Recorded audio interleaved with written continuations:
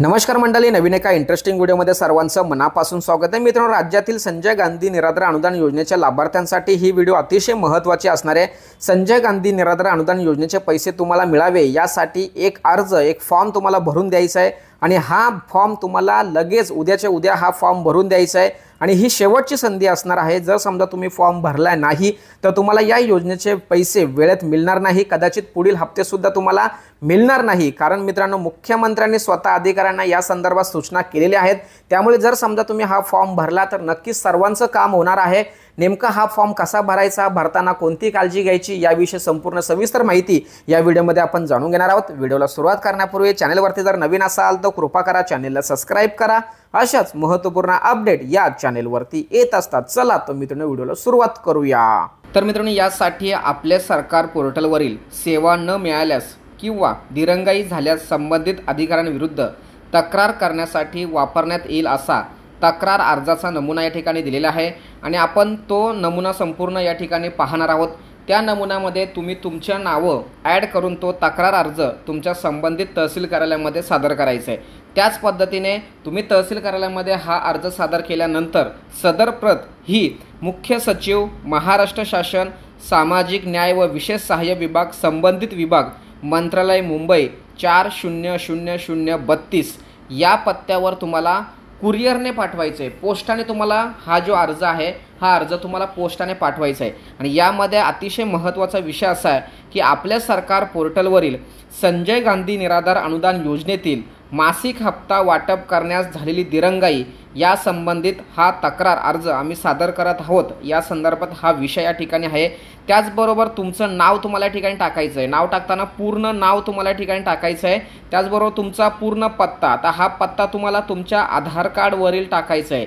कुठल्याही वेगळा ॲड्रेस तुम्हाला या ठिकाणी टाकायचा नाही, तर आधार कार्डवरील पत्ता तुम्हाला या ठिकाणी टाकायचा आहे। अशा पद्धतीने मित्रांनो, ही संपूर्ण माहिती व्यवस्थित तुम्हाला भरून घ्यायची आहे।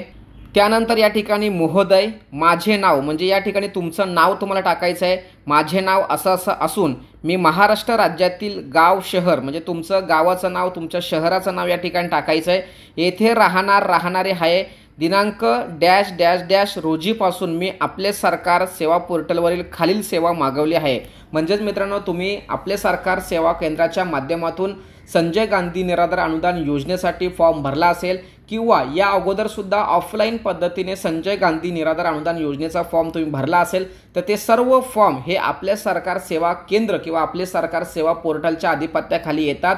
त्यामुळे या ठिकाणी कन्फ्यूज व्हायचं नाही आहे। कदाचित तुम्हाला असं वाटायचं असेल की सर, आम्ही ऑनलाईन हा फॉर्म भरलेला नाही आणि ऑफलाईन फॉर्म भरला होता, प्रत्यक्ष तहसील कार्यालयामध्ये जाऊन आम्ही हा फॉर्म भरला होता, तरीसुद्धा ऑनलाईन फॉर्म भरो किंवा ऑफलाईन फॉर्म भरो, संजय गांधी निराधार अनुदान योजना ही ऑनलाईन सेवेसंदर्भात असल्या कारणाने ही सेवा आपले सरकार पोर्टलच्या माध्यमातूनच राज्य सरकारपर्यंत त्यांची माहिती जाते आणि आपले सरकार सेवा केंद्र किंवा आपले सरकार सेवा पोर्टलच्या माध्यमातूनच संबंधित तहसील कार्यालयामध्ये या योजनेचा तपशील किंवा अहवाल जात असतो। त्यामुळे तुम्ही आपले सरकार सेवा पोर्टल हा जो तुमचा जो महिना आहे हा महिना जशाच्या तसं तुम्हाला ठिकाणी ठेवायचं आहे। सेवेचे नाव, आता सेवेचे नाव म्हणजे आपली जी योजना आहे ती संजय गांधी निराधार अनुदान योजना किंवा तुमचं दिव्यांग अनुदान योजना असेल किंवा वृद्धपकाल योजना असेल, जी काही योजनेचे पैसे तुम्हाला मिळत आहेत आणि आत्ता मिळत नाहीत त्या योजनेचं तुम्हाला संपूर्ण नाव तुम्हाला या ठिकाणी टाकायचं आहे। सेवा संदर्भ क्रमांक, ॲप्लिकेशन ID, म्हणजेच तुमचा रजिस्ट्रेशन नंबर तुम्हाला माहीत पाहिजे, तो रजिस्ट्रेशन नंबर तुम्हाला या ठिकाणी टाकायचा आहे। जर समजा तुम्हाला रजिस्ट्रेशन नंबर जर माहीत नसेल तर तुम्ही त्या ठिकाणी डॅश करून सोडून द्यायचं आहे। कारण खूप अशी लोक आहेत, जुनी संजय गांधी निराधार अनुदान योजनेचे जे लाभार्थी आहेत त्यांना कदाचित त्यांचं ॲप्लिकेशन नंबर, रजिस्ट्रेशन नंबर वगैरे माहीत नसेल, तरी काही काळजी करायची नाही, सेवेचं नाव टाकून द्या। सेवा मागवण्याची तारीख, म्हणजे तुम्ही या संजय गांधी निराधार अनुदान योजनेचे लाभार्थी कधीपासून आहात ती तारीख तुम्हाला त्या ठिकाणी टाकायची आहे। तारीख जरी माहीत नसेल तर तुम्हाला किती महिन्याचे पैसे जमा झालेले नाहीत तर ते तुम्हाला या ठिकाणी त्या महिने आणि ती तारीख तुम्हाला या ठिकाणी टाकायची, म्हणजे जानेवारी, फेब्रुवारी, मार्च अशी तारीख जी असेल तो महिना तुम्हाला या ठिकाणी टाकायचा आहे। आणि या ठिकाणी संबंधित सेवेतील मासिक हप्त्याची कालमर्यादा संपून देखील आजपर्यंत माझ्या खात्यावर पैसे जमा झालेले नाही, त्यामुळे मला मानसिक त्रास, आर्थिक नुकसान व शासकीय सेवांमध्ये पारदर्शकतेचा अभाव जाणवत आहे असं हे जसे जसं तुम्हाला त्या ठिकाणी ठेवायचं आहे। त्यानंतर महाराष्ट्र सेवा हक्क अधिनियम 2015 अंतर्गत सेवा वेळेत न दिल्यास जबाबदार अधिकाऱ्यावर दंडात्मक कारवाई करणे आवश्यक आहे। म्हणजे बघा या ठिकाणी 2015चा जो शासन निर्णय आहे त्या शासन निर्णयानुसार जर संबंधित सेवा किंवा संबंधित योजनेचे जो लाभ आहे हा लाभ जर वेळेवर त्या लाभार्थ्यापर्यंत पोहोचला नाही तर संबंधित अधिकाऱ्यावरती कारवाई होते। असं असून सुद्धा सरकार त्यावरती कोणत्याही प्रकारची कारवाई करत नाही। तर ही कारवाई आपल्याला करायला त्यांना भाग पाडायचं आहे, कारण या सांगायचं आहे जेणेकरून जर अधिकाऱ्यांना आपण जर त्यांची सेवा किंवा त्यांची जबाबदारी पार पाडण्यात जर सांगितली नाही तर तुमचे पैसे तुम्हाला मिळणार नाही। म्हणून हा आपण अर्ज या ठिकाणी किंवा हा फॉर्म आपण या ठिकाणी भरून देतोय। त्याचबरोबर पुढे असं त्यांनी म्हटलंय की मुख्यमंत्री माननीय देवेंद्र फडणवीस यांनी दिनांक 17/4/2025 रोजी जाहीर केलेल्या निदर्शनानुसार आपले सरकार सेवा पोर्टलवरील सेवा पुरवण्यात दिरंगाई करणाऱ्या विभाग प्रमुखावर दर दिवशी 1000 रुपये दंड लावण्याची तरतूद करण्यात येत आहे। म्हणजेच मित्रांनो संजय गांधी निराधार अनुदान योजनेचे पैसे लेट येत असतील तर अशा संबंधित विभाग प्रमुखावर आता दर दिवशी 1000 रुपये दंड लावण्यात येणार आहे।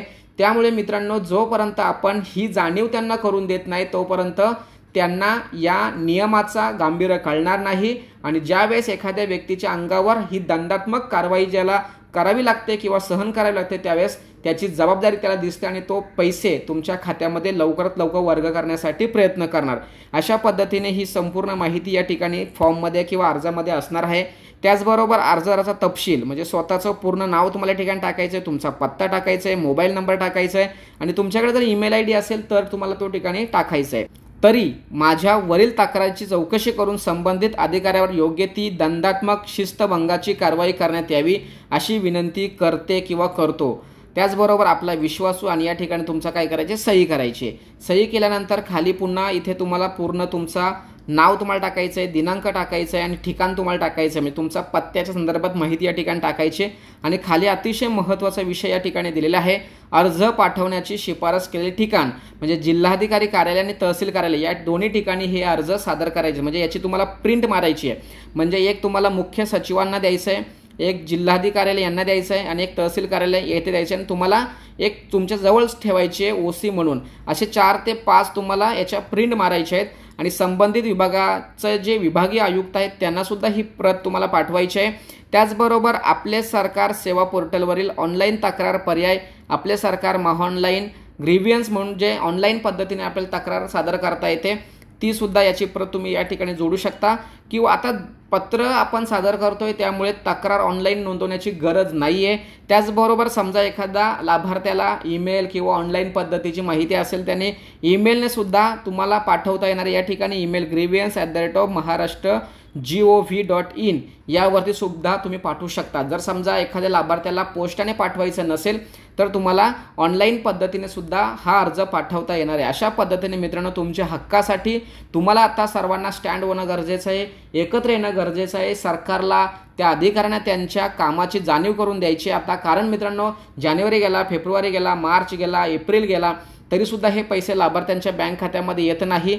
त्यामुळे आत्ता आपल्याला याशिवाय पर्याय नाही आहे। त्यामुळे संपूर्ण महाराष्ट्रातील प्रत्येक गावोगावी तालुक्यातून जिल्ह्यातून विभागातून सर्व ठिकाणी प्रत्येक लाभार्थ्याने हे अर्ज ज्यावेळेस राज्य सरकारकडे मुख्य आयुक्तांकडे मुख्य सचिवांकडे जातील त्यावेळेसच तुमचे रखडलेले पैसे हे तुम्हाला वेळेत मिळतील आणि ते नियमितपणे प्रत्येक महिन्याच्या 5 तारखेला मिळतील। यासाठी सर्वांनी आता ही ॲक्टिव्हिटी हा उपक्रम करणं गरजेचं आहे।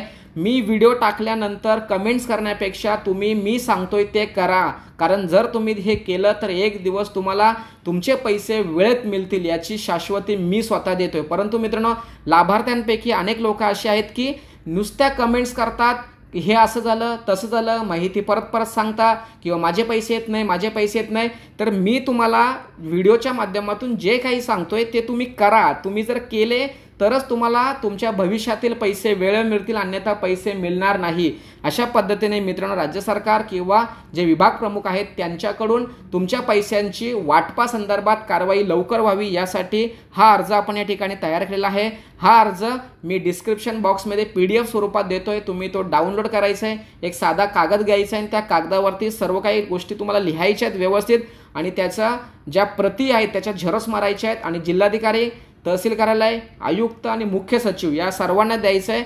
असं जर संपूर्ण महाराष्ट्रात जर घडलं तर 100% क्रांती होईल आणि तुमचे राहिलेले पैसे तुमच्या वेळेत तुमच्या खात्यात जमा होतील। अशा पद्धतीने मित्रांनो संजय गांधी निराधार अनुदान योजनेचे पैसे जे रखडलेले आहेत ते तुम्हाला मिळावे यासाठी काय केलं पाहिजे या संदर्भात माहिती देण्याचा प्रयत्न या ठिकाणी केलेला आहे। सदर व्हिडिओ सदर माहिती महाराष्ट्रातील सर्व संजय गांधी निराधार अनुदान योजनेच्या लाभार्थ्यांसाठी अतिशय महत्त्वाची आणि उपयुक्त असल्या कारणाने त्यांच्यापर्यंत ही व्हिडिओ पोहोचवण्यासाठी सहकार्य करा। भेटूया पुढील व्हिडिओसह, तोपर्यंत धन्यवाद। जय हिंद, जय महाराष्ट्र।